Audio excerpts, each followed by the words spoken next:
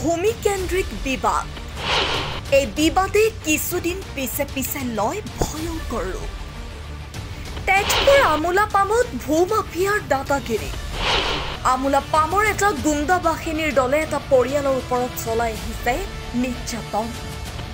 এই গুণ্ডা বাহিনীৰ দলৰ উদ্ভণ্ডালিৰ বাবে জীয়াই থকা টান হৈ পৰিছে সেই বিশেষ পৰিয়ালটি। তেজপুৰ বৰ্ষা তালুকি চকীৰ অন্তৰ্গত আমোলাপামৰ দৃশ্য এয়া। 1962 চনত কিনি লোৱা মাটিত চকু পৰিল ভূমাফিয়াৰ। ৰাতিপুৱাৰে পৰা শ শ গুণ্ডা বাহিনী হাতে হাতে দা লাঠিলৈ প্ৰহাৰ কৰে মাটিৰ মালিকৰ পৰিয়ালক। দুলাল আৰু ৰিয়াজুল আৰু গীতা নামৰ মানুহকেইজনৰ বিৰুদ্ধে দালালিৰ ভয়ংকৰ অভিযোগ।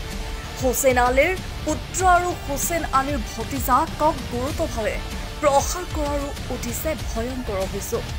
পিছে বৰ্ষা আৰক্ষীয়ে ঘটনাস্থলীত উপস্থিত হৈ নিয়ন্ত্ৰণ কৰে পৰিস্থিতি।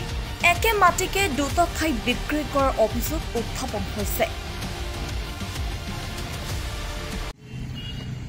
আমোলাপাম এইটো মাটিত আমি আজি 1993 পৰা তাত থাকি আছোঁ। এইটো লৈ কিনে 2000 চনত মালিকৰ লগতো কেছ হৈছিলে।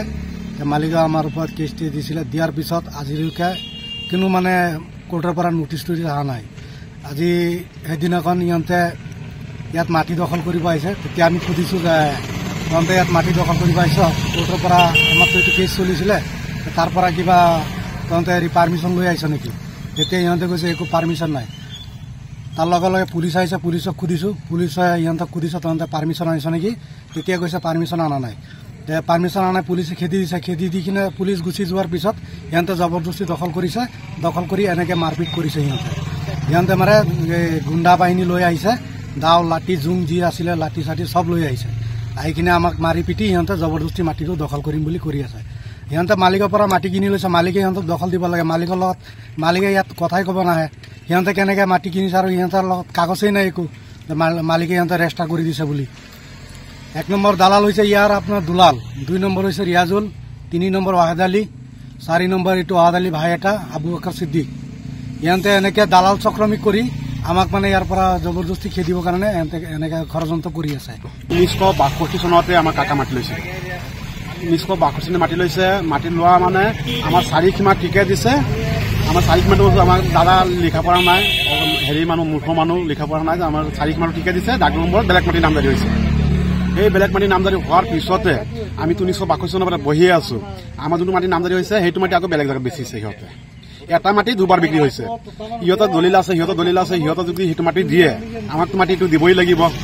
কাৰণে এইটো সিহঁতে কি কৰিলে, এটা মাটি জনত দি পেলাই এইটো সিহঁতৰ নামত কৰি পেলাই ইয়াতে বেলেগত বেচিব আহিছে। আচ্ছা, ইহঁতত 5-6টা মানুহ সিহঁতক আমাৰ লগত বহি পেলাই আলোচনা কৰিব। আমাৰ ঘৰে আছে, বনোৱা আছে। আমাক আহি পেলাই বহি পেলাই কথা পাতিব লাগিছিলে মালিক লৈ পেলাই। তোমাৰ কি আছে ইয়াত, তুমি কিয় কাৰণে বহি আছা ইমান দিনৰ পৰা, তোমাৰ কি তথ্য আছে তোমাৰ তাত?